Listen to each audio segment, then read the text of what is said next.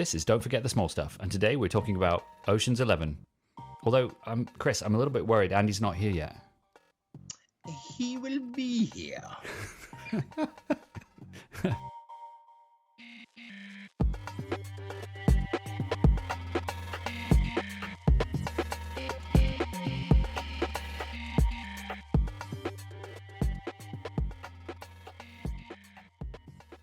Welcome to Don't Forget the Small Stuff, the podcast that celebrates the overlooked and forgotten little moments in films. I'm Jess, and with me today is Andy.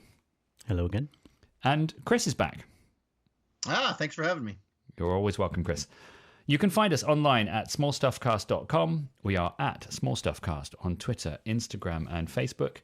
And you can contact us using email at smallstuffcast.com. And our music is by Skeleton King. Find more of Skeleton King's work by following the link in the show notes. So here we are again, chaps. Here for another podcast. We're doing Ocean's 11 today. So it's worth pointing out that this is the Steven Soderbergh Ocean's 11, not the, I don't know, the Frank Sinatra one. Oh, you could have told me.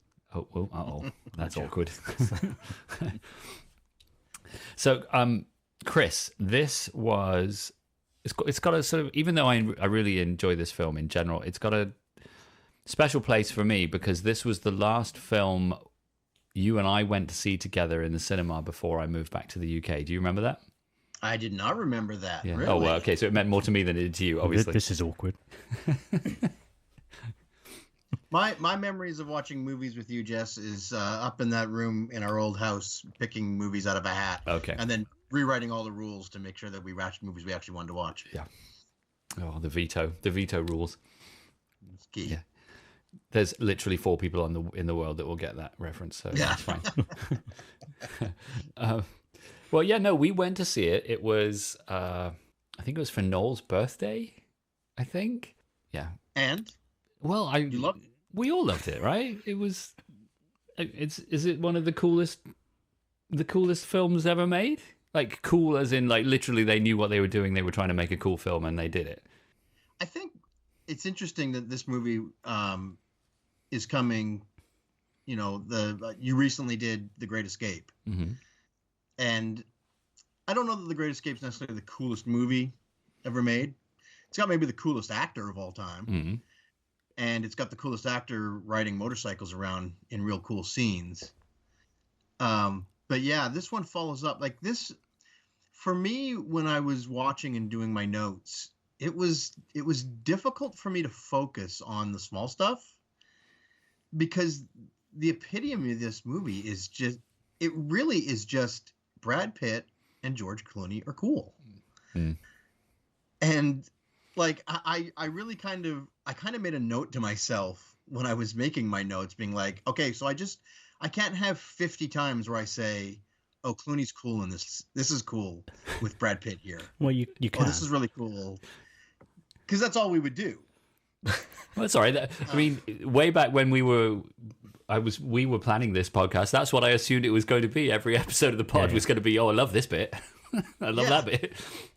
Mm. And like here's like just think about like the cool factor, because I think it's also interesting because we talked about the coolness of Andy Garcia when we did The Untouchables, and so he's super cool to see him. Kind of, it's a comeback, I think, for him. Yeah, I don't think we'd seen him in a whole lot for a while when he popped up in this. And then like Matt Damon's in it. Mm-hmm. Mm-hmm. And he's like way down the cool rankings in this movie. He's not very cool. Linus isn't cool. Yeah. It's not even a cool name, is it? No. It's not a good name. Yeah, well, this okay. This would be my favorite tone movie I've ever watched. Favorite tone? Yeah, just the tone of the whole thing. It just, like I said, it made it hard for me to focus and actually try and pick up on little things that I love in it because I just get so swept up in, this is just so cool to watch these people do what they're doing. Is there a film whose goal was to make it cool any cooler than this? I don't know. Because when you try to make things cool, invariably they're terrible, right? Right. This is a home run, right? It oozes cool all the time. Yeah. And that was kind of... get, yeah. Go on, Chris. You get like Wes Anderson, which I wouldn't call it cool, I don't know what word I would use to describe his movies, but he affects a tone all the time. Yeah. Quirky, I always use with Quirky. him. Yeah. Yeah, that you pick up on, and then, like I said, that becomes the focus of. That's what this is. Is it? I don't know that anything's ever been cool like this. No, I was just wondering though. I mean, it's Steven Soderbergh, obviously. The other film that there's a lot of crossover between these two, but the other film that it always reminds me of is Out of Sight. Same lead actor, same director, but it's the same tone as well. It's really slick. It's shot beautifully. It's got atmosphere. It's got mood, tone, Chris. So that for me, that's at least of all the like thinking off the top of my head right now. That's the only one that I think is sort of close to this. I would also just say real quickly, this movie also is a shout out to Steven Soderbergh. Because according to, Hollywood lore, he didn't want to do it. This was all one for you, one for me, and this was the one for you. Like, okay. I'll direct this movie for you guys because if you'll let me. He made Solaris, I think, was after this, and it's just incredible. Like, this guy's just such a pro and such a great director that the one for you was still like impeccable, like just perfectly constructed because he's just not going to make a bad movie. Well, and he must have. Well, they obviously really enjoyed themselves during the shooting because they made 2 more. Yeah. And as far as I can tell from what I've heard, the vibe on set of the other 2 were they basically just were having a brilliant time all the way through. And that was, I think, one of the criticisms of the second one is that it looks like they're having more fun than we are. Right. Well, I mean, you put Brad Pitt and George Clooney in a room together, I guess. Yeah. That's how I feel. I feel like I'm Linus to your Rusty and Danny over there. So. Okay. Who do you want to be? Do you want to be Danny? I'll go Russ. Okay. Because he eats all the time. Okay, he's eating. Yeah. Okay. Yeah. Fine. And I've just come out of prison, so it all lines up. Shall we move on to the small stuff? Like, I think the first. I mean, it is so. You've said it. Both of you have said it already. It's oozing with tone right away. Even the shots in the prison are amazing. Yeah, and they don't waste any time allowing us to see what sort of character Danny Ocean is. He's remarkably cocky for his parole hearing, I think, and confident that despite being, I don't know, I mean, it could go either way, couldn't it, with the answers and the way he responds to the parole officers. It could have backfired big time, right? Yeah, but, he's Danny Ocean. He gets away with it. He just rolls with it. And, so it's I don't know, was it like 35, 40 seconds long? And you already know how cool he is. He's like, right. Yeah, I got this. Yeah. And then he walks out of prison wearing probably the best exiting prison outfit anyone's ever worn, right? No one's looked that good leaving prison before or since. Well, actually, he does again at the end, doesn't he? Yeah. Is it the same? I literally watched it today, but is it a tuxedo the first time? Yeah, but he hides it with an overcoat. Okay. On the second, at the end, he doesn't. But needless to say, it's exceptionally cool, and he's cool. But yeah, it was. I was like, oh yeah, because I'd not seen it for like 3 or 4 years, and I watched it and thought, man, you are cocky right now. But you know it. He's got the swagger, isn't he? I think we should challenge people to play a drinking game listening to this podcast. Take a drink every time we say the word cool. I think we've already said it about 100 times. Yeah. Chris, you wanted to say something about when Danny goes to see Ramon or Frank. Just my note I had here was so after he gets out of prison, I just said I've written down water, casino, Clooney, escalator, music, cool. Yeah. And all those elements mixed together, and I do, and we'll talk about this when we do the categories later, right? But like the music in this movie, forget about it. And that's the first moment when the music kicks in. Yep.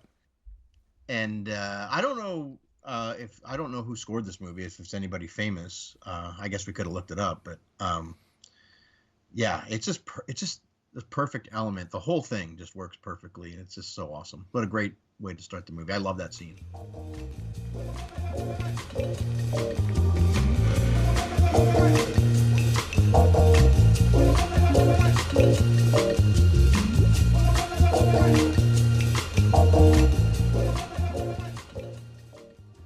Yeah, and the escalator is just brilliant. So we've got our researcher quickly looking up the music. Anything? I don't know who David Holmes is. David Holmes. Okay. Shout out to him. Great job. Yeah. Yeah. Right, we'll skip forward, and we sort of see Rusty for the first time, and he's teaching the real Hollywood stars to play poker, and they are epically bad. I mean, they're just. I mean, he's not doing a very good job of teaching them how to play poker because they are so unbelievably bad. He doesn't care, does he? He's like, my God, this is these people. What have I become? He alludes to it later by saying he's really bored. He's just going through the motions. What's important in that to remember in that moment in time, though, is this is pre-poker breakout. Yeah. So when we went to the movies and he was saying all this stuff, we didn't understand what it was. A foreign language to us as well. Yeah. Now I think everybody understands poker at such a intricate level that we can look at it and say, well, it's kind of ridiculous. But I do also think one thing I wanted to point out that I love about watching that scene in hindsight is the people sitting around that table at the time were stars. Yeah. Mm-hmm. Yeah. Topher Grace was a big deal, wasn't he? Absolutely. Yeah. And Barry, and I'm drawing a blank on his last name. I can't think of. But anyways, these were big stars at the time. The amount of star power in this movie, they must have called in a lot of favors to get. And they're the butt of the joke. That's the amazing thing about it. Because they're not cool. No, they're not. But there is that lovely moment when they leave the club, and Topher is like pretending to not want to be noticed, and then he gets noticed, and he's like, "Oh, you saw me." That's so well done because he's desperate to be noticed. Well, and I have that note down. I said, well, it's a great little in-joke, I think, that Soderbergh's doing there, where Brad Pitt and George Clooney walk out of the club and nobody pays attention to them, and Topher Grace gets all the attention. Yeah. And it's like, oh, that's pretty funny. I mean, at the time, Brad Pitt might have been the most sought-after celebrity photo in the world. Yeah. There's a line when they're walking, when Rusty and Topher are walking back into the room, and Danny Ocean is there. And did you hear the line that Danny said to the other guys right when they walk in? He says, "That's hard, crossing over from TV to movies." Which, of course, George Clooney he did famously well.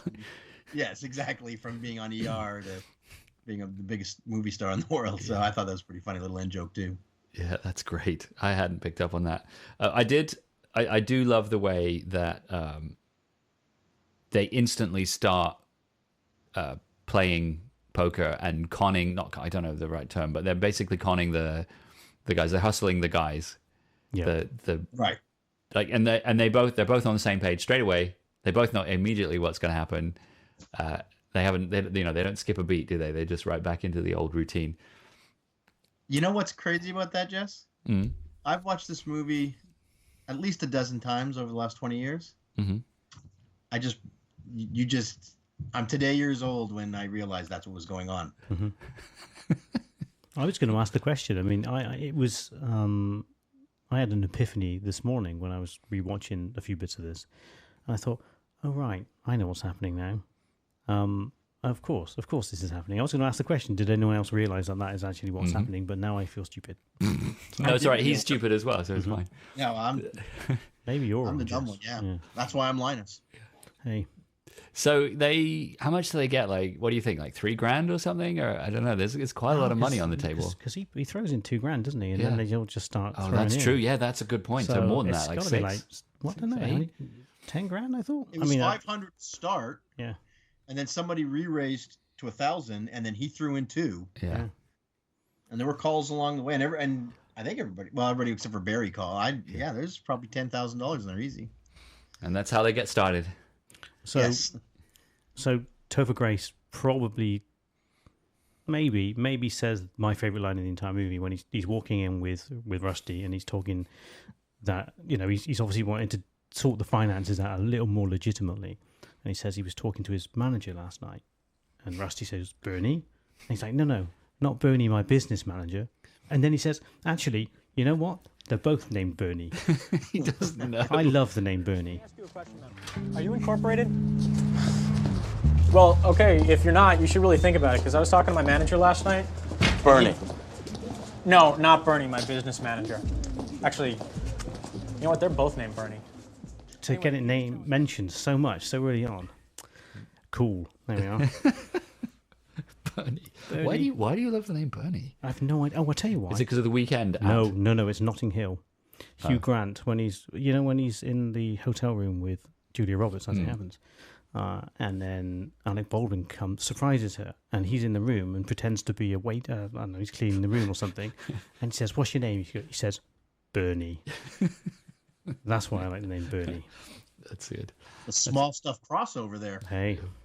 Yeah, there's another really cool thing with Rusty teaching the movie stars. It, like, so many movies use this technique, and I'm always intrigued by it. It's just the whole idea of, like, you can say a lot about the men in your scene when they're just completely disinterested in the beautiful and sexy women doing beautiful and sexy things around them. Mm-hmm.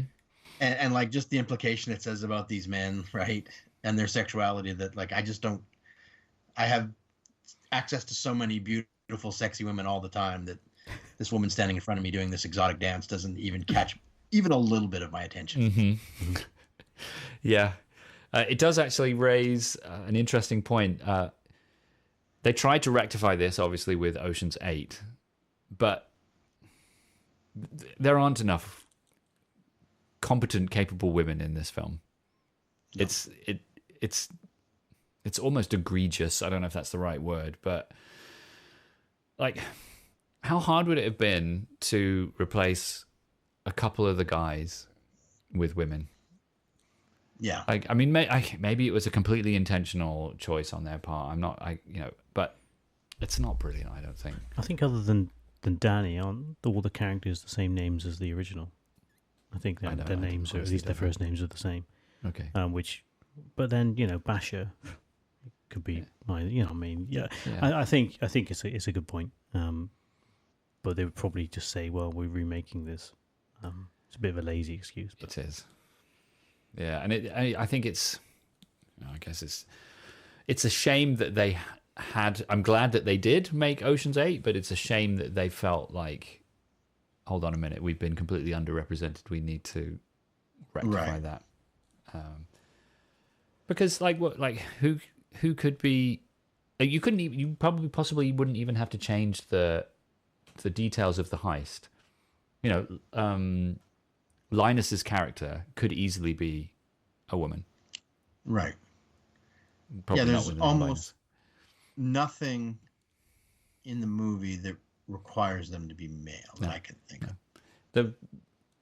Maybe the brothers could be one male, one female, or Frank could be maybe not Frank, because the whole point is Linus is scared of, and actually probably not Linus, and that's because Linus is scared of Frank, and that's how they get the codes. Mm.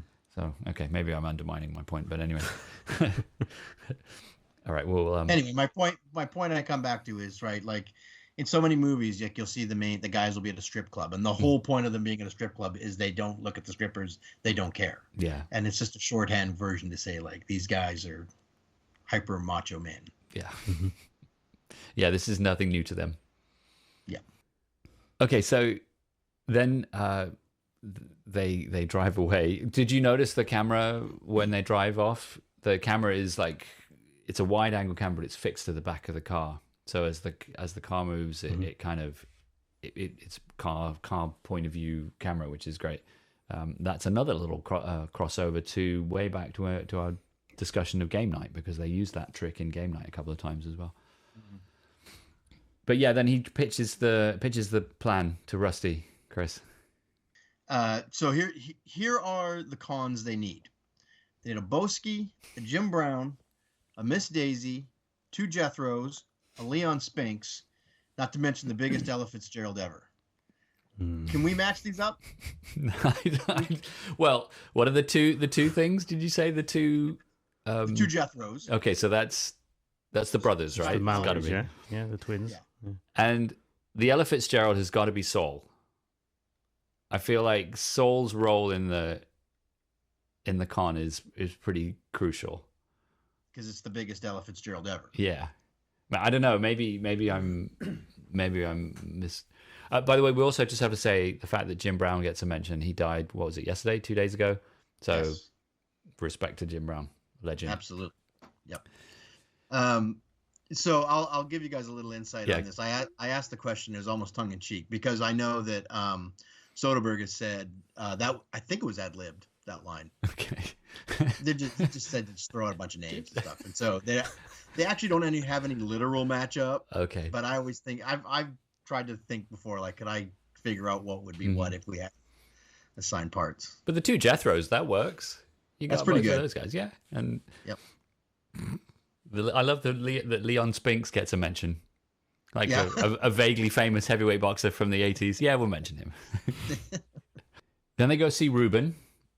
We talked about tone from a more kind of holistic perspective, but I love the way this is probably my favorite scene in the movie when we clip to Ruben's house. The filter changes very subtly. It goes warmer and it's slightly desaturated. So straight away, and Ruben is wearing the most ludicrous outfit, right? It's fantastic. And he's got these enormous chains and medallions, and his chest hair is... I don't really understand what he's wearing. Anyway, he seems to have some kind of long waistcoat thing on with... Anyway. But yeah, so that whole... The tone of that scene, visibly is kind of a hark back to... It almost feels, from the 60s. It's really good. I think they do it again on a couple of the outdoor shots, I think, when Basher's going down into the... Into the sewers, and actually also on the hotel demolition. So it might just be that they warm it up from an outside for the perspective. outdoor shots. Yeah. But it's lovely, and his house is incredible, and his outfit is remarkable. And silly little things. You don't see his whole plate, but when they get up to leave, Rusty's plate is mostly empty Because he's always eating. Because he's always eating. Yeah. And Danny's is not. So it's interesting you mentioned that it's like a hark back to the 60s, because you would imagine Ruben has been involved in the casino game most of his life, right? So he's a 60s guy, right? Yeah, That's kind of adds up, doesn't it? Yeah, it's a completely deliberate thing they've done there. It's really nice. I like that scene a lot. What's the name of the guy in Godfather Part 2 that they try to buy the casino from? Mo Green? Mo Green. Yeah, I wonder if Ruben is a bit Mo Green. I definitely see it's. I don't think that's probably a coincidence. I bet you that's kind of what they modeled it. I was going to say, like, if you asked an AI to draw like an aging casino owner, I do think it would look like Ruben. Yeah. Elliot Gould, by the way, I love that legend scene as well, and definitely shout out to Elliot Gould. He's awesome. So cool. Cool. Yeah, and I love the expletive when he's like, "You're in the middle of the bleeping desert." Yes. Yeah, it's good. Just before we leave Ruben, we will come back to him, I'm sure. But throughout the movie, it's that age-old adage of keeping your enemies closer than your friends. He's so often near Andy Garcia's character. So he's right next to him when the hotel's been demolished, even though it's his old place. He's just behind him at the boxing match. They're very close. Andy, he's in the picture when they show the picture of Andy Garcia in the paper. They have a clip out of a picture of Andy Garcia in the paper, and you can see Ruben's in the background of the picture in the paper. Yeah. I was going to mention too, like, this is kind of bringing together a couple of things we've already mentioned. Like, we talked about in the opening scene, like how we get to know Danny Ocean right away. Like, and they do a great job of just like, we know who Ruben is, right? Just by looking at him and the way he's talking, like, we know who these guys are. And this goes back to Jess with your point about the working the guys in the poker game, and they work Ruben perfectly in this. Like, they are so in sync together. Well, but and also he knows it. Yeah, like he knows that he's being worked, but he goes for it anyway because he has no choice. And he also does say, "I owe you for the thing with the guy in the place." Yeah.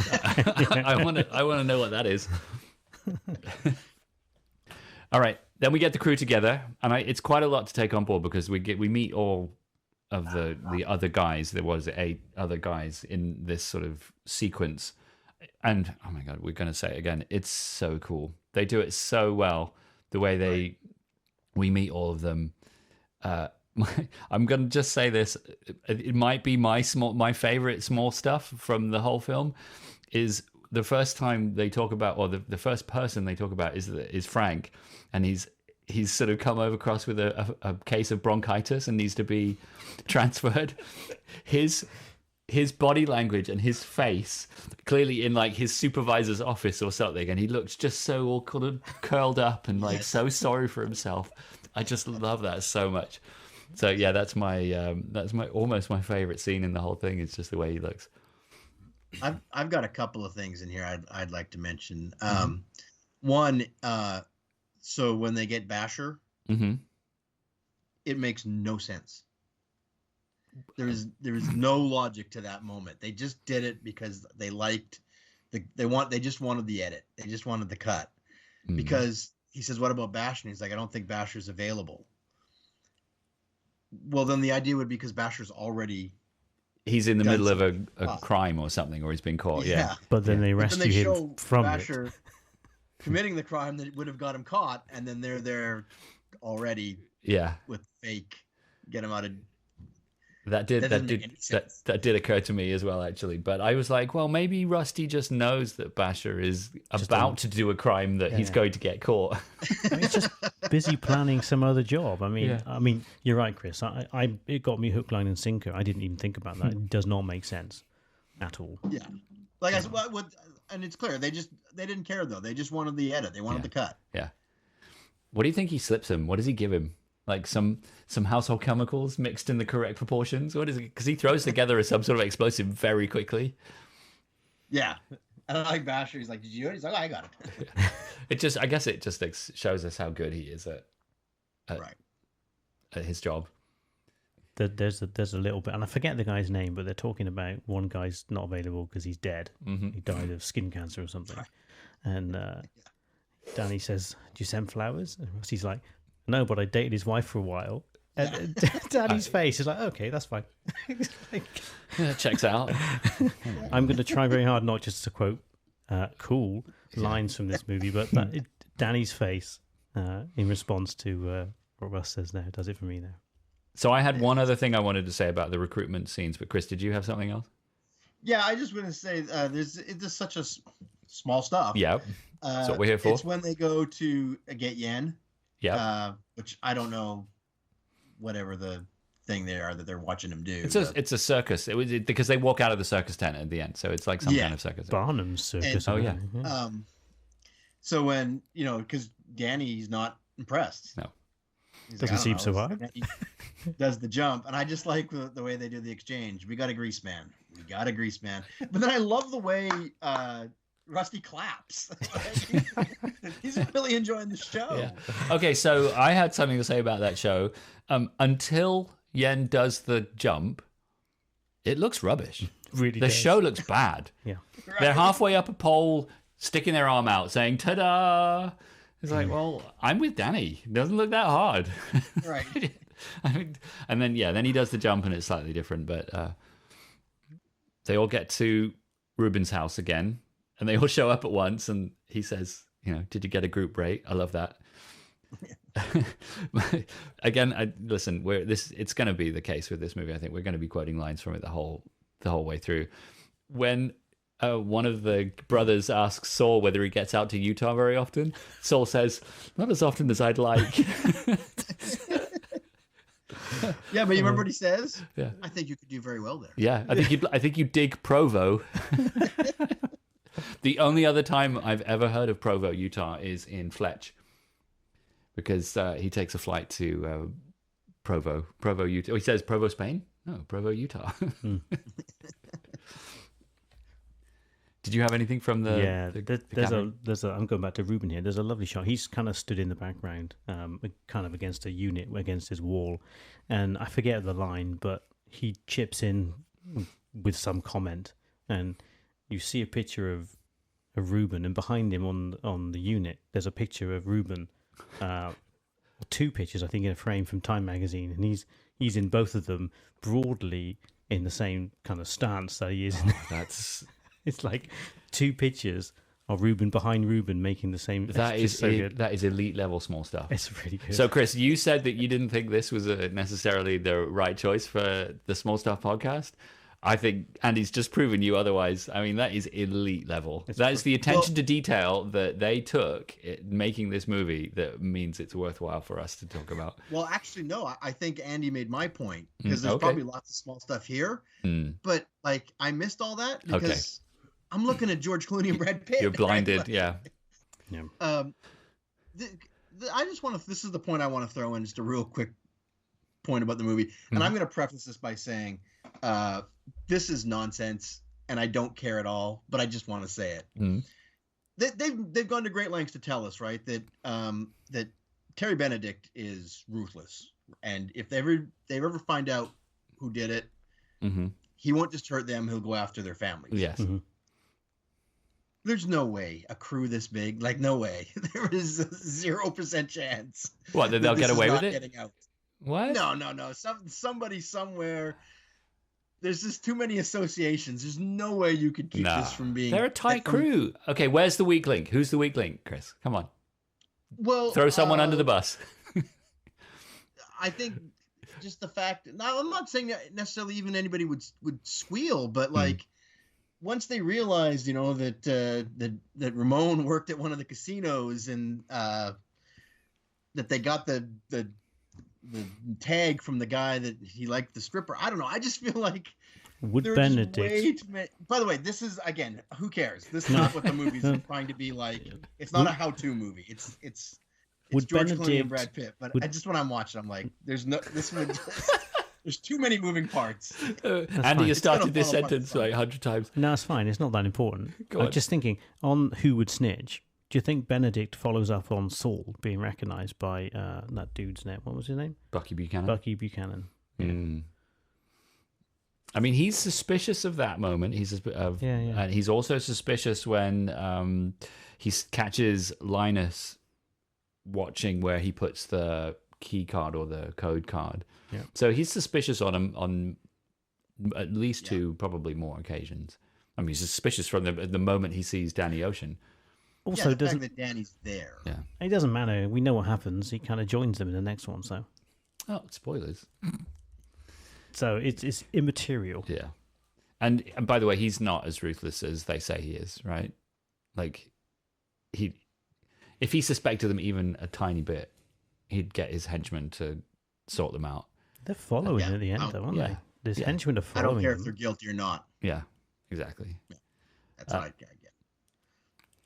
But I guess we're overthinking this, but like even the guy that comes to beat Danny up is in on it. Like he's better friends with Danny than he is with Benedict.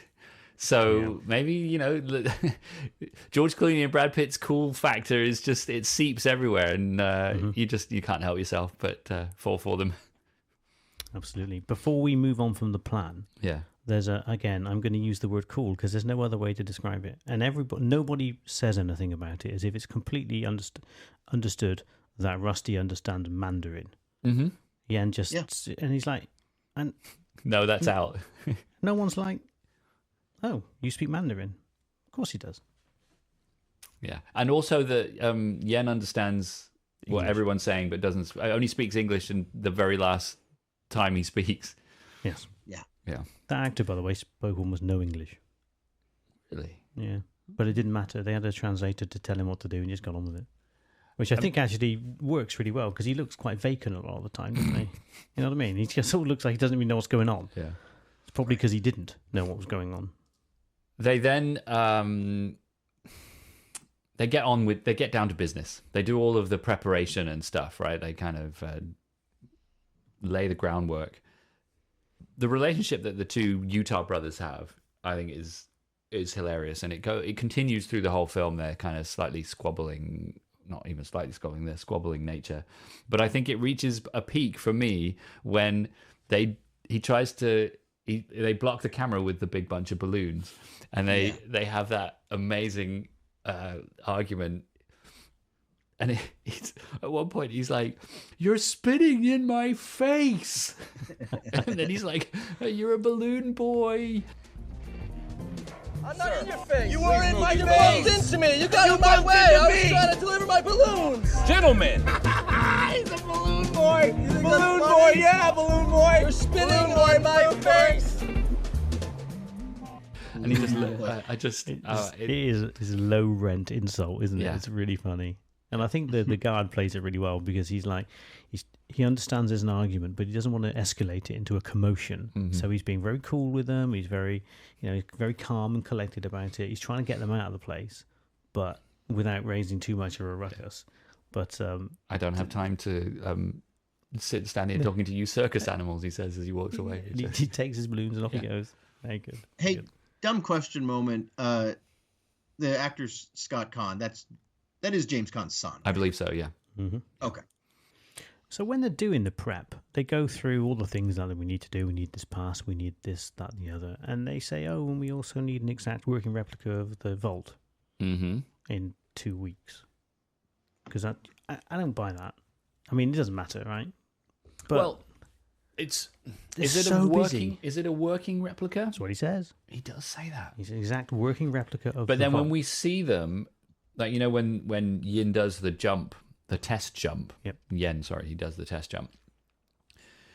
It's not an exact working replica because they're just standing on the edge, like in the warehouse or whatever they're in. Yeah. So it's not like got four walls and the but I door think, working and stuff. Because, again, look at me. I didn't really figure this out. I was like, why are they bothering putting money and chips in? But of course, they're using it for the video at the end. Yeah. But, yeah, I don't think you make that in 2 weeks. Not when you're staking 3 casinos out and you've got everybody. I don't buy it. You got 11 people? I buy it. No? Okay. No. Yeah, but you didn't recruit these 11 people for their construction skills. Yeah. But you know what? Rusty speaks Mandarin, so he probably is like... He's got a PhD in vault construction. And if you bring other people in to do this, then you're implicated somewhere else. We see them actually doing it. They're putting the walls in, and so they do it. Can you imagine if we tried to do that and what it would look like?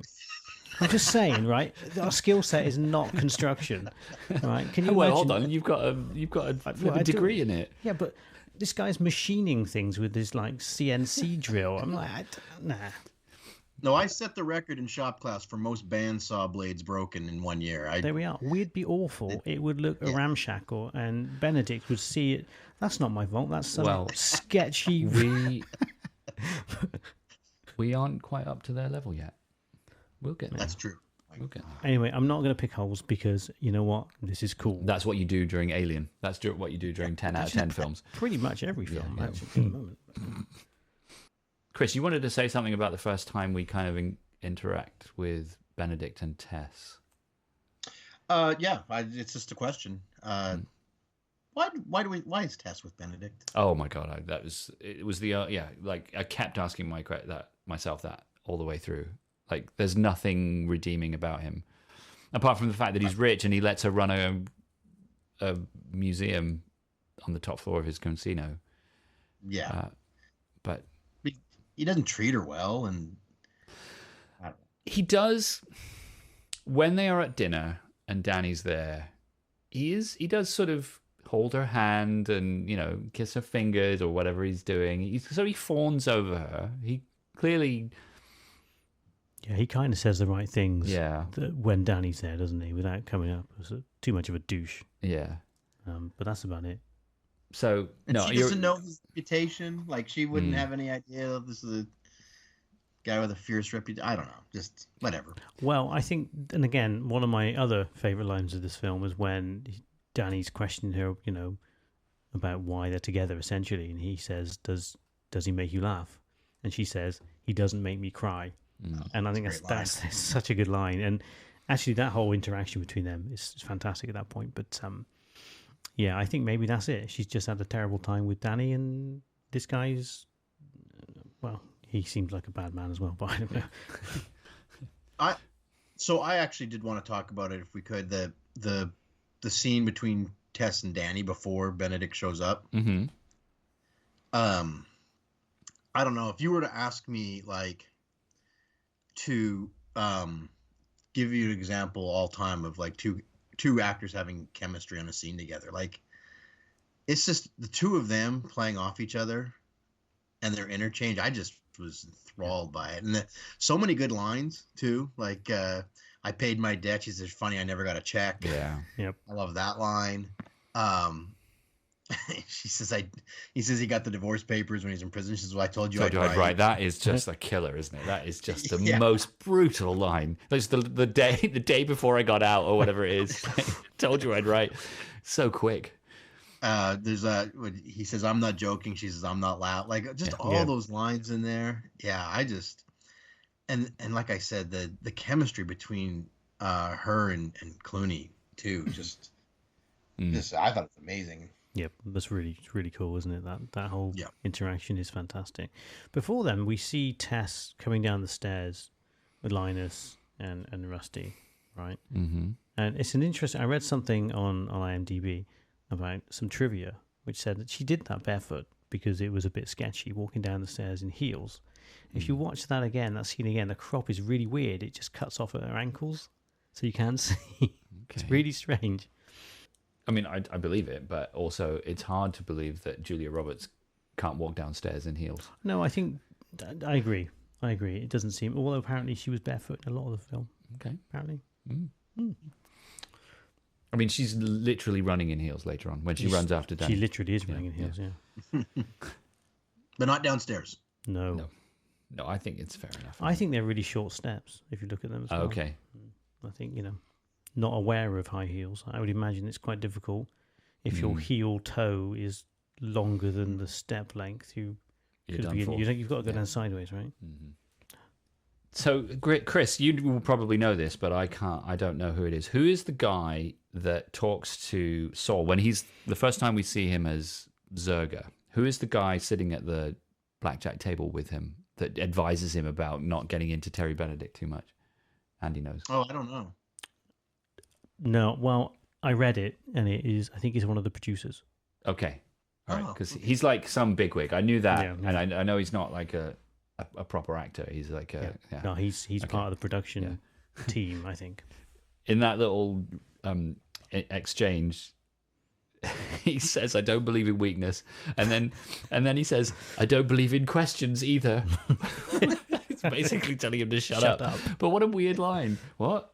Don't believe in questions. Okay, fine. Whatever that means. I'll shut up. You should try that with someone. Say where he's supposed to be from, where Zerga's from. South Africa? I think he's supposed to be sort of Eastern European, Russian. Oh, really? Because I was saving this, but I'll bring it up now. So we did Great Escape a couple of episodes ago. And do you remember the Russian phrase that Danny knows? I love Ya vas you. lub lub, I love you, yeah. right? When the brothers are like they're acting as Saul's security, or Lyman Zerga's security, they're undoing his briefcase cuffs. One of them says "Ya vas lub lub," so one of them says "I love you" in Russian, which it's got to be a shout out to The Great Escape. It has to be. I can't think of why else you would do it. So that's my feeling. And they're called. What does he say? Like Sergei. When they take Bucky Buchanan out of the he says them by their name, and I can't remember what their name. No, you're right. I think they are Eastern European names, aren't they? Yeah. Okay. So that kind of answers the question I had then, because I was kind of wondering if they were maybe going with Saul for like, was he maybe an old Nazi, but probably not then. No, I don't think so. I don't know if we're to this point yet where Saul brings his jewels in. Can we talk about that? Not yet. Let's save that for just a sec, because I wanted to say something about when the whole scene where the casino is demolished. It's so great. They got Lennox Lewis and Vladimir Klitschko, or one of the Klitschko brothers, to push the plunger, and there's so many nice touches. The fact that Basher is watching it on TV, even though it's happening literally behind him. Yeah, he's so blasé about explosions, and the great shot. It might be the best shot in the whole film, actually, when everyone turns round to see the demolition except for Danny and Linus. Yep. And there's just their faces in the shot. I just think it's really so good, good. isn't it? It's so good. That's really good. I wanted to talk about whether Yen actually makes the jump from, like, is he that good of an acrobat where he can do that backflip and land sitting on the shelf, or is he supported by some sort of rig? Is it like is he wired to the ceiling or something and he does it? Because that's incredible what he does. He does a backflip and sits on a high shelf, lands sitting on a high shelf. Right. I watched it a couple of times and I couldn't tell whether he got some sort of winch mechanism that's helping him or not. I think he's a legit acrobat. Yeah, I would assume so. No, I think He's very flexible. Yeah, absolutely. I didn't question it actually. I just assumed he did. Because I'm same. Like I've watched this, like you said, Chris, 10 times in the last 20 years, and I've never questioned it once. But then I was looking a little bit more closely, and I'm like, that's an unbelievable stunt. It's like it's just so far, and he's so precise. Right. And then later on, he does it, and he deliberately, presumably the actor or the acrobat deliberately gets it wrong because he misses the jump when he's doing it for real. Yeah. So, Andy, did you want to say something about when they steal the pinch? Basher knows what the pinch is, right? How does he know how to work it? I mean, clearly he's a very expert. He's an expert in demolitions and electronics, it would seem. But come on. I mean, it doesn't come with instructions. I don't think you just plug it in and press go, do you? No, it took him a while to kind of set it all up, didn't it? I don't. Okay, so I think we're going to have to assume that these guys can do everything. They built the vault in 2 weeks. Yeah, and Rusty can speak Mandarin. Yeah, so we have to. Why can't he use a pinch? Yeah. Is that pinch a thing? Is that a real thing? Well, it's the first time I'd ever heard of it being called a pinch. But the pinch is obviously the device. But the concept of an EMP, an electromagnetic pulse, is. I remember in GoldenEye, which was the first time I ever became aware of EMPs. That was what the GoldenEye device was. It's a precisely aimed electromagnetic pulse. So there must be some sort of device that can create it, obviously. I just don't know whether it's actually called a pinch. Wait, that's real? Well, EMPs are a thing. Yeah. But you could detonate something like that would just shut down a city's Yeah, electrical...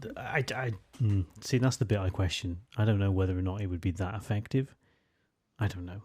Although I would say the effect on the van that it's in is cool. Mm-hmm. There's that word again, cool. It's just immediately completely it gets disfigured very in a very cool way. But I don't know. I who knows? I'm not an expert in these matters, but yeah, they do exist. I know that. Whether or not you'd get one in the back of a van that was that effective, don't know. Right, but it's a good point to make about movies in general, though. The pinch doesn't have to be real. They just have to make us believe that it could exist. Mm-hmm. It's the Jurassic Park theory, right? Like, no, we can't really make dinosaurs, but we gave you a quick little explanation, and that's good enough. Now there's dinosaurs. Yeah, suspend your disbelief for the moment.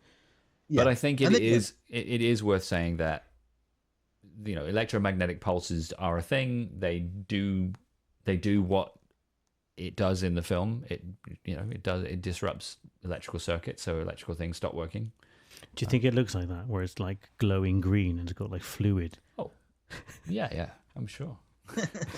The movie manifestation of these things is probably just a black box, isn't it? Yeah.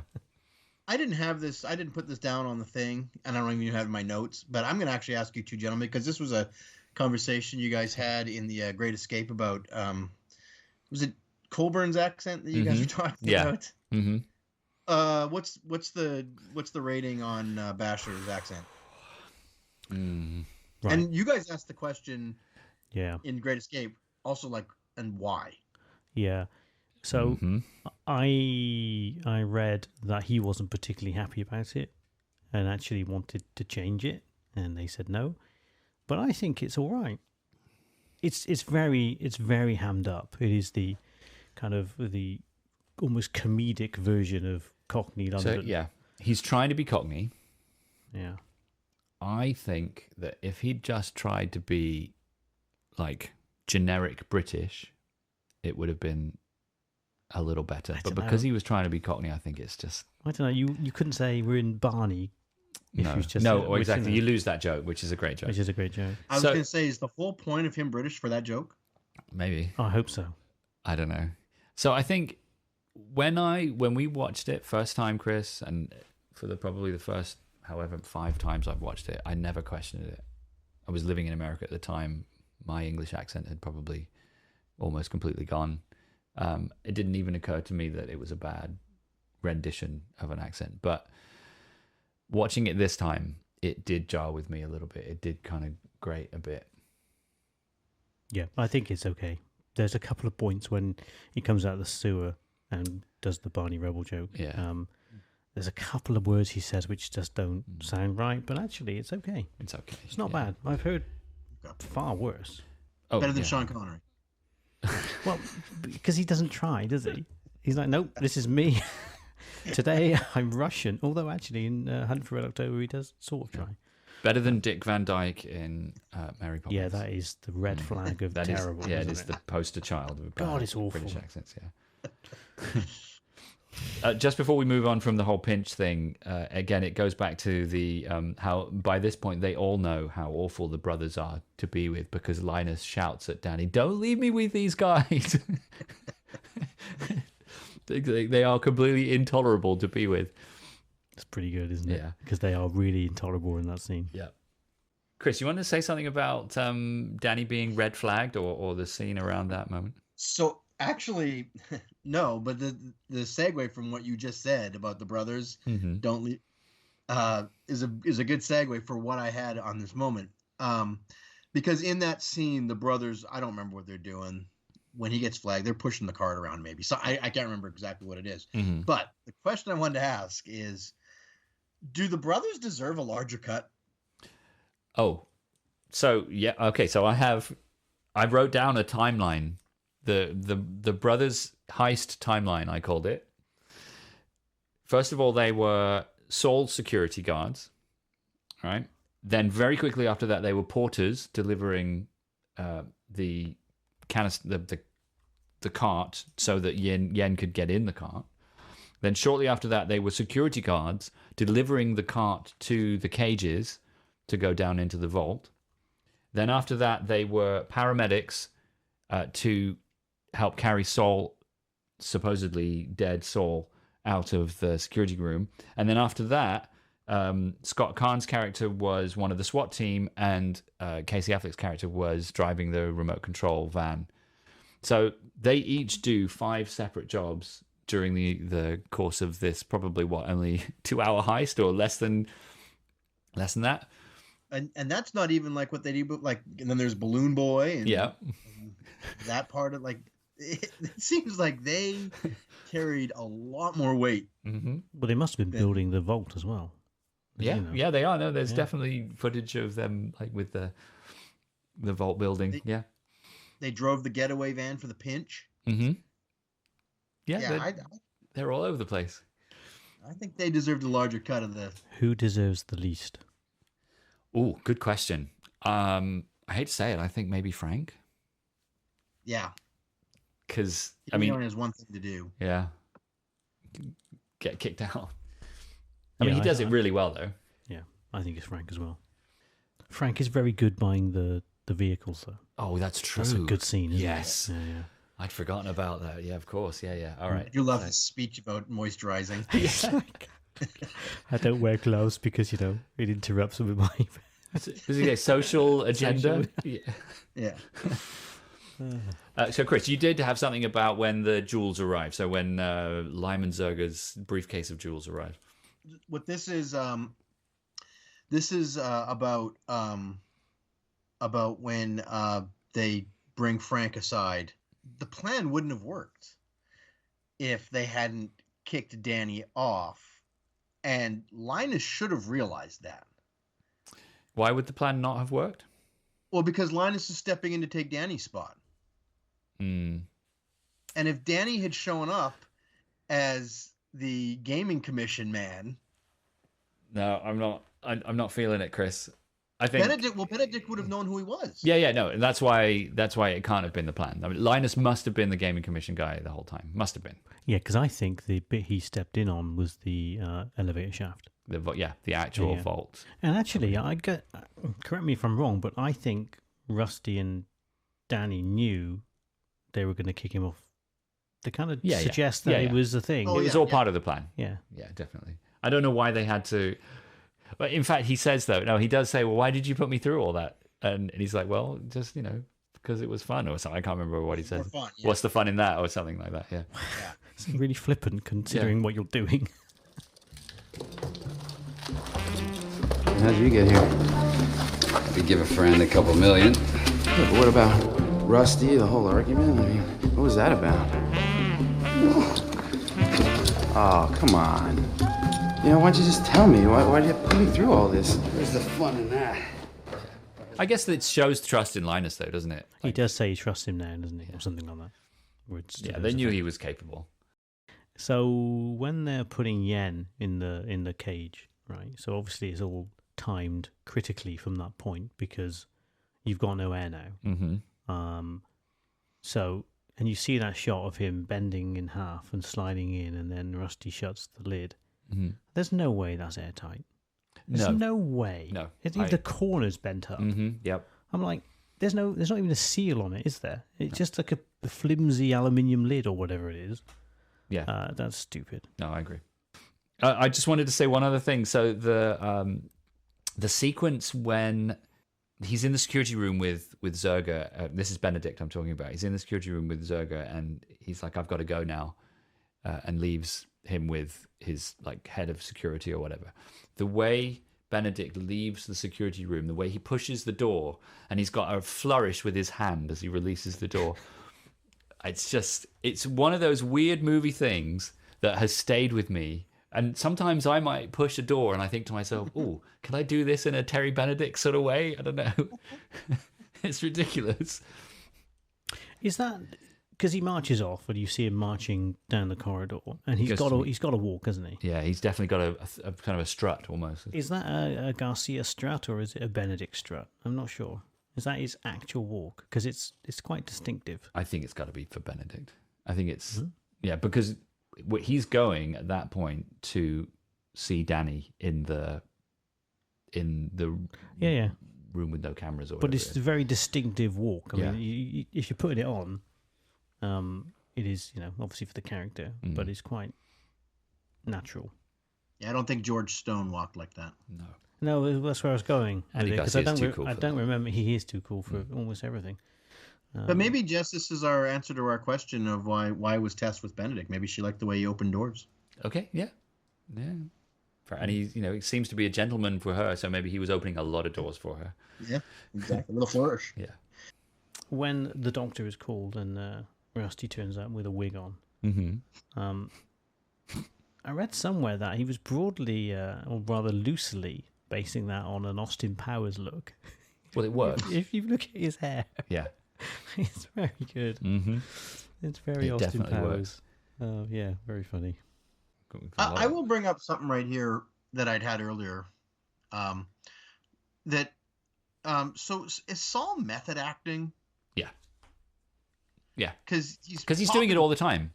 He's sitting there going, "He will be here," and he's doing that stuff all the time, right? So it's and I guess it's cool. It's a nice little trick by Soderbergh to set us up as an audience, thinking, "Wait, did he really just have a heart attack? Mm-hmm. And is this guy really in over his head?" And because I feel like he's doing it when he's getting the suit fitted as well. Yeah, exactly. He's acting slightly weird. To the point where Danny asks him if he's okay to do it, and then he says, "Look, don't ever ask me that again." Will not wake up the next morning, he says, which is an extreme threat, I think. So I think you're right. I think he is method acting. Yeah, just all the time he's in character. I just wanted to say something about when the pinch works, and it's I've got 2 points about when everything gets thrown into chaos from the blackout. When the lights come back on. I think it must be one of the waitresses in the casino gets absolutely clotheslined and just destroyed. Oh, yeah. Like, it's so unnecessary. She's running and then someone just like completely clotheslines her, and it's brutal. I don't know. It's funny, but also like, what the hell? It's complete chaos. Yeah. People climbing over the tables. And another one of my favorite lines and favorite moments, you'd mentioned how Ruben is always close to Benedict, and the fight is in chaos, and they actually share a glance, Benedict and Ruben's like sort of gesticulating like, I don't know what's going on. And then as Benedict walks away, he's saying things like, what is he saying? Well, this is crazy. I don't know what. It's just so good. And it's really great by Elliot Gould, because he's acting being a bad actor in that sequence. Like, you can just see that he's deliberately hamming up his astonishment at the chaos that's ensued from this thing that he's directly involved in. We have not got much more else to say, so we are going to skip ahead, Chris, because you wanted to say something about the closing credits, I think, which is against protocol normally. Don't worry, I'm not stepping on Andy's toes here. No, my only point was, and get ready to take a drink if you're playing the game. Mm-hmm. The closing credits are cool. The music is cool, and then the way they just slide in. Yep.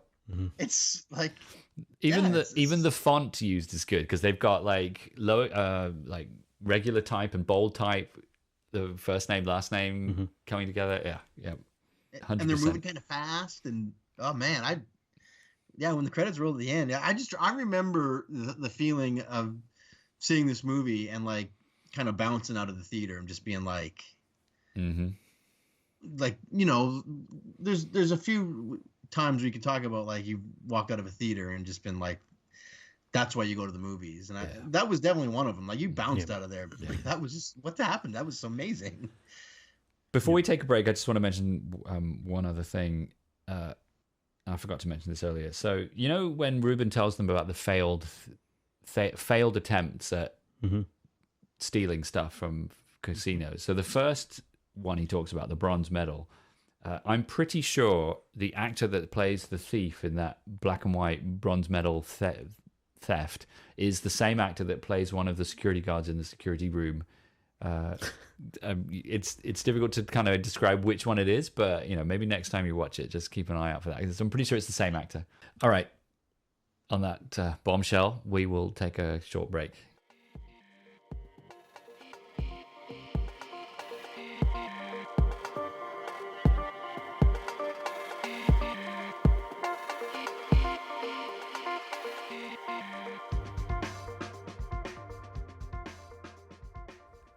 Let's move on to the categories, guys. We're going to start with the quick hits. It seems to be a common theme these past episodes. There were no use of binoculars, so we can't check to see whether it was rendered correctly in POV. There were no backhanded spit wipes, as far as I can tell. I always struggle keeping my eyes open for backhanded spit wipes, but I'm pretty sure there weren't. It's just a way too cool a movie for that. I'm sure Chris would tell us if we were wrong. Can I throw my backhanded spit wipe theory at you? Yeah, go for it. I kind of wonder if like filmmakers since Jaws have been like, nah, like don't even try. We can't match it. It can't be top. Yeah, that must be the reason. Okay, well, we are going to keep looking though. Maybe when we go to films that were made before Jaws, we might. Well, you said The Great Escape had one, right? Yeah. And then Jaws perfected it, and now we're like, okay, well, fair enough. Andy's hat. I really only noted one, and that was unsurprisingly Ruben's at the demolition of the hotel.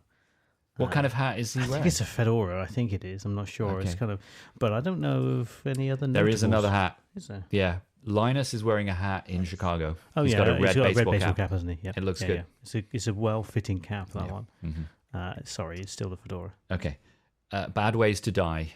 Does anyone die? No one. This is one of the first films we've done since Bad Ways to Die was a thing that no one's died. Which was Jaws.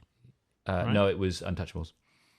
Because we talked about the what was it? In Roman times, they would be put in a bag with a rat, and they'd have their nose cut off and then thrown in a river. Yeah, you're right. Mm-hmm. There's none of that here. No. I did think of one, because even though we've kind of talked about the airtight quality of the container, the way potentially Yen could die would be bad. Folded in half, suffocating to death, that's not great. No, agreed. So I thought, okay, if no one's dying, what's the most painful thing? And even then, I struggled. Well, it could be, but I think it's Yen's hand in the door of the van. Yeah. Right, I think. What did you say, Chris? Sorry, I didn't catch it. Roman's hand, or Frank's handshake behind the vans. The crushing handshake, yeah. Yeah. Okay, well, that might come up in a bit. Right, let's move to Audio Corner.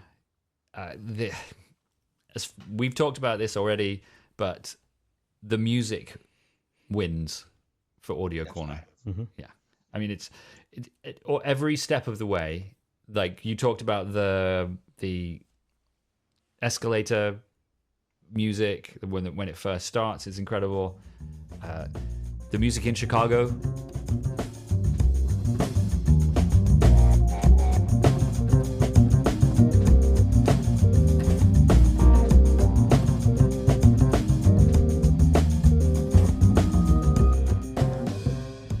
When it's when we see Linus on the train, for me that's like, it's probably a theme that's used throughout the film, but it's used so well in conjunction with the scenes on the train and the kind of that slightly kind of shaky cam technique they use on those scenes. I think it looks amazing. And then there's the little less conversation, a little more action Elvis track when we're like the aerial shot over Vegas. Any other shouts? I mean, just like you said, the music in general, just all and like all the different aspects of it, the different themes they have for different moments and tones, just all work. They're all really, really good. So, in the last show we did, I was talking about a golf swing, which was kind of a library shot of a club swooshing through the air, and I've got another swooshing one for you here. Yeah. The glow sticks they drop down the shaft. Oh yes. All right, crack 'em.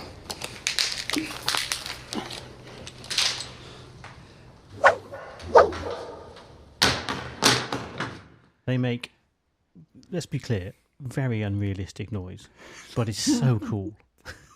Yep.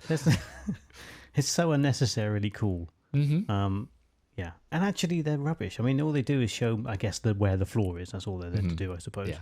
But so that swoosh, actually, I can't believe I didn't write it down as a piece for Audio Corner, because I noticed it again this time. I was just blinded by the music, I guess. Yeah, the music is, there's an amazing, well, it's all amazing, right? But when they're going through the team, there's some really funky music going on in the background, and it's so good, as it is everywhere, right? So do you have a top music moment that wins Audio Corner? Like, is it that? No, I'm going to pick the glow stick swoosh. Oh, the glow stick swoosh. Okay, Yeah, that's your pick. Well, only Okay, because the nice. music is exceptionally good, and I was trying to, pick something different. Yeah, nice. Chris, have you got a particular moment? Yeah, the Danny coming up the stairs. Okay. Yeah, I'm going to go for Elvis.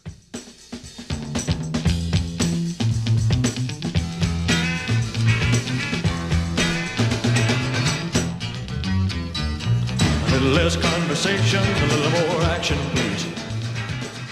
The Elvis track. It's actually not just Elvis track. It's like Elvis versus. I can't remember what it is now. Anyway, that. I'm going to choose that. Best looking scene. Chris, you want to start?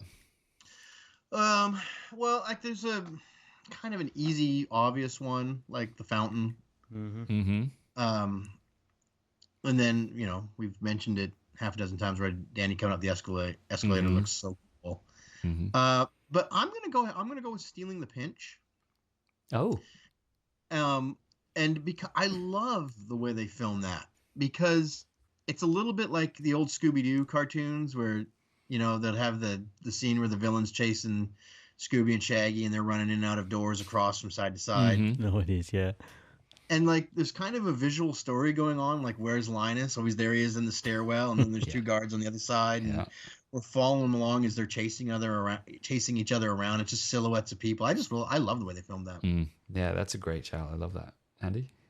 as Chris said, the fountain is an obvious choice. But I'm going to go for when Danny's in the room with the thugs, waiting for Bruiser to turn up. Mm-hmm. There's a shot, and it's kind of interesting parallel with the bit where you at the start when you see Danny facing the camera in the prison. So he's doing the same thing, but it's shot so you've got the two thugs either side. So you've got this kind of lit corridor in the middle where Danny's so they're basically taking up the edges of the screen. Yeah, it's really effective. He's asking when Benedict's coming and all that, which makes it funny as well. But it's really nicely done. So that's they black out 2/3 of the screen, don't they? The thugs in the foreground. Yeah, I love that. Yep. So for best looking scene, my first note is all of it. Mm-hmm. Like the whole film, all of it. Everything looks incredible. Steven Soderbergh is he's the man for visual style, right? He's so good. Yeah. But I've got to pick a couple of things, I guess. So the overhead of Vegas when the Elvis track plays is gorgeous. But I think I'm going to choose the what is it? I guess it's the argument that Tess and Danny have at the dinner table for the first time. It's very reminiscent. I mentioned Out of Sight already today, but it's very reminiscent of the conversation between George Clooney and Jennifer Lopez in the bar in Out of Sight. It's just the lighting is just gorgeous, and the out of focus lights in the background is beautiful, and they're good looking human beings, and it's just brilliant. So that's my pick. Go ahead and say it, Jess. It's cool. It's very cool. Take a drink. The Monsieur Mendel Award for our favorite incidental character. I've got a few nominees. Can I nominate a few, and then you guys can throw in some other names? Yep. So Topher Grace gets a nomination. Oscar the security guard when they are looking at the blueprints for the vault or whatever it is, and he shines the light in their face. He's wearing a terrible shirt. Yeah, it's like brown with like cream. It's the security guard uniform, isn't tops, it? Yeah. Billy Denham, the guy they buy the van from. Mm-hmm. Bucky Buchanan from Saratoga, who's the guy that recognizes Saul. His hair. Yeah. Have you got any other like perhaps nominations for incidental character? No, Bucky Buchanan was my nomination. I've got a different winner, but okay. Chris, anyone? How about Lennox Lewis? Who? Lennox. Lennox Lewis. Oh my God, yeah. Like he's a fine specimen of a human being, Lennox Lewis. He looks unbelievable, doesn't he? So my pick doesn't count, and I realize it now that you've done your nominations. I'm like, oh yeah, my pick's actually because I was gonna say Ruben, but he's not. He's one of the 11. He's literally a name. Yeah, he's in the title. So it's not incidental. But I'll let you have him because Ruben is cool. Yeah. This goes back to my point though. Like Clooney and Pitt are they're just supernovas, right? And like you put them on screen and with Soderbergh who knows how to frame them and shoot them, and then everything else just Elliot Gould looks like an incidental character. Is an incidental character, and he's a major part of this movie. Yeah. All right, we'll allow it, Chris. It's fine. It's fine. So, Chris, Andy, who are you going for? Bruiser. Oh, Bruiser. Good. Bruiser. So he goes in hard straight away with the hit, and he's like, no, later, wait till later, and then Clooney asks him how his wife is, and he goes, she's pregnant again. Again. All right.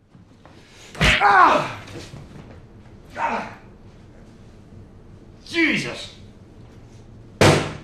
Bruiser. Not until later.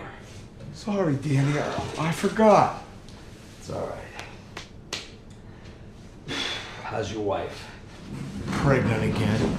Well, that happens. Let's get started. What does Danny say? Like, yeah, that happens, or something like that.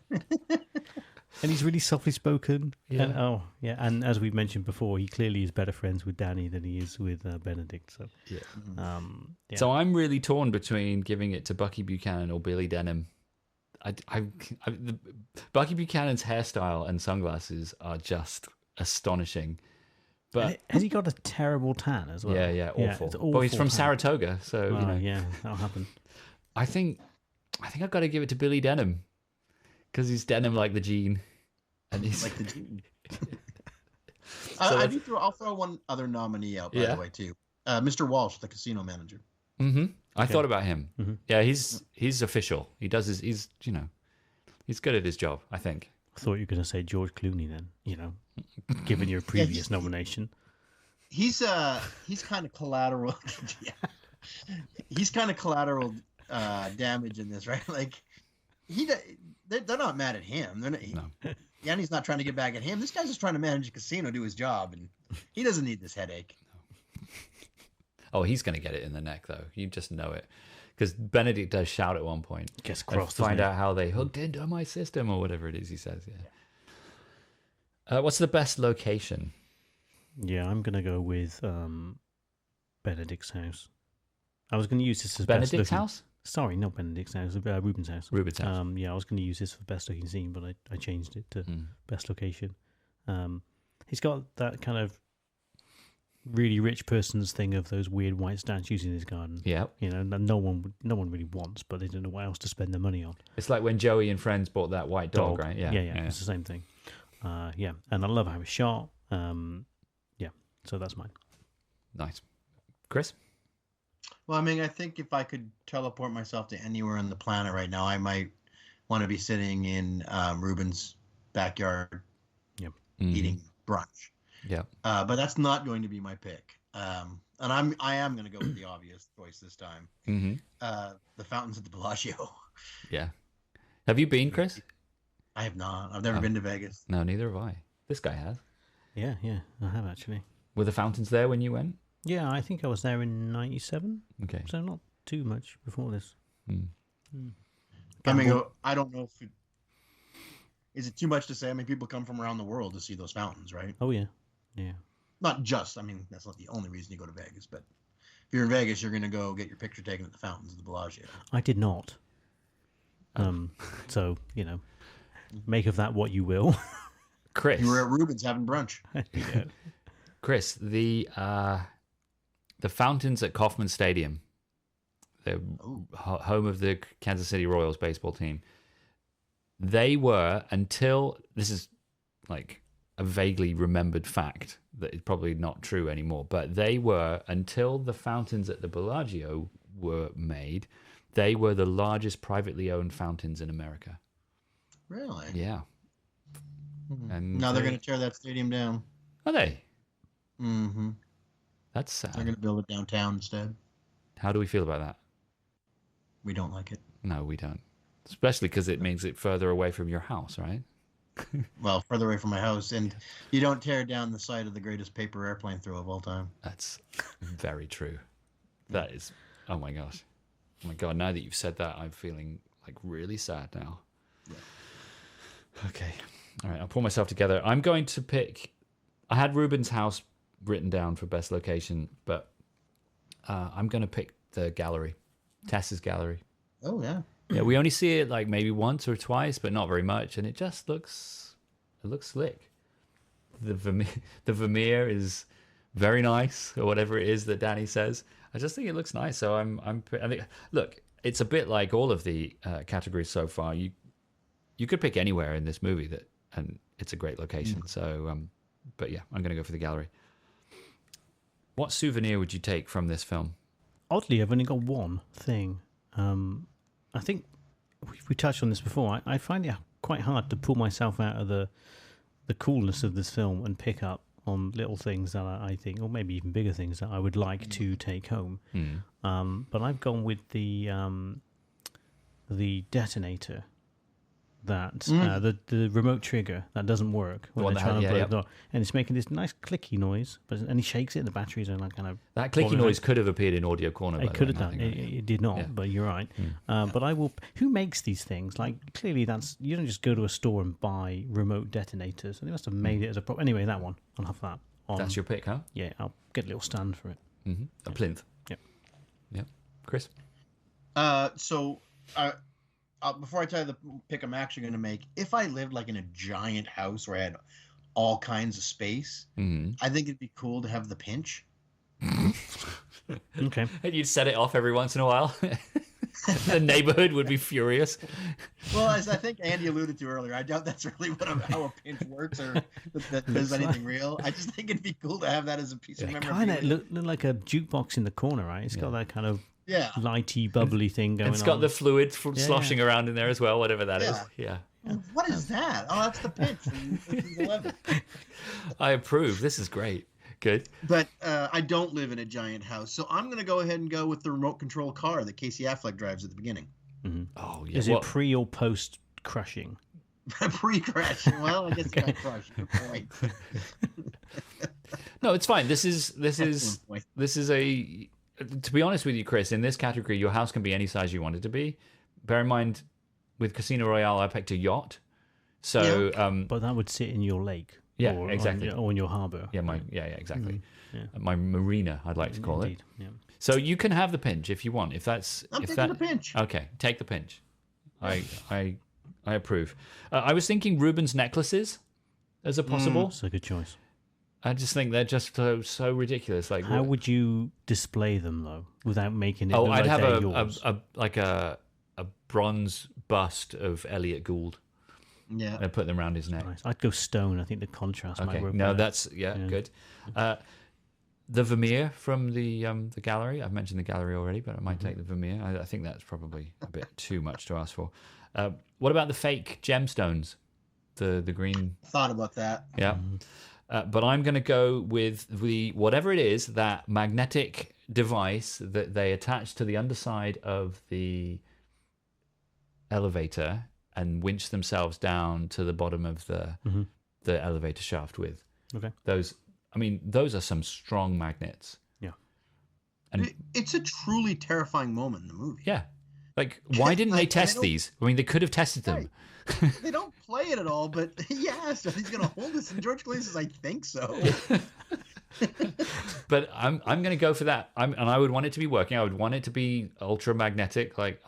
That's a rap group.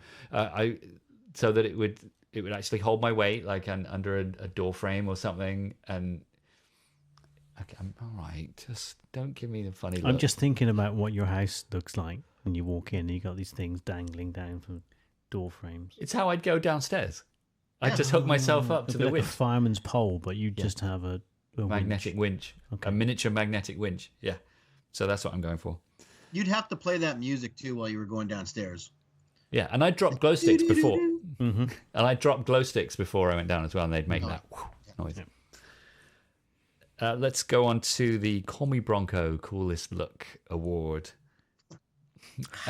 Everybody? You see, coolest... For me, well, it could be anything, right? I started off by thinking this is Clooney leaving prison, because I was trying to contextualize the cool. Mm-hmm. So he's cool all the time, but leaving prison... generally people don't look great, but he does. Mm-hmm. So I was going to go with that.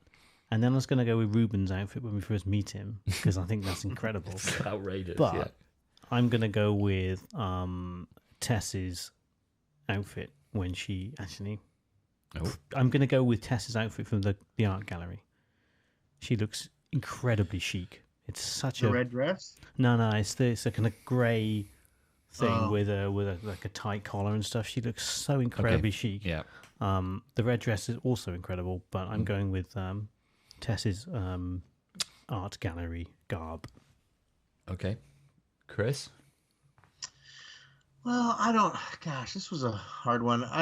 I originally thought maybe Clooney, after he gets out of prison, when he's wearing like a kind of a jacket and collared shirt. You know what? I'm going to go ahead, and you guys have made fun of me for my picks in the past. I'm going to go ahead and get made fun of again. I'm going with Rusty's suit at the end. I was going to say, with the Ted Nugent shirt. Yes, I could just imagine you in that. I tell you, it's a perfect pick. Ted Nugent called. He wants your shirt back. Yeah, it's seriously, Chris. It's the only outfit in the whole film that gets made fun of, and that's the one you're going with. I think awesome. That is a strong choice. It is a good choice. I thought about it, but it's good. I'm torn between two.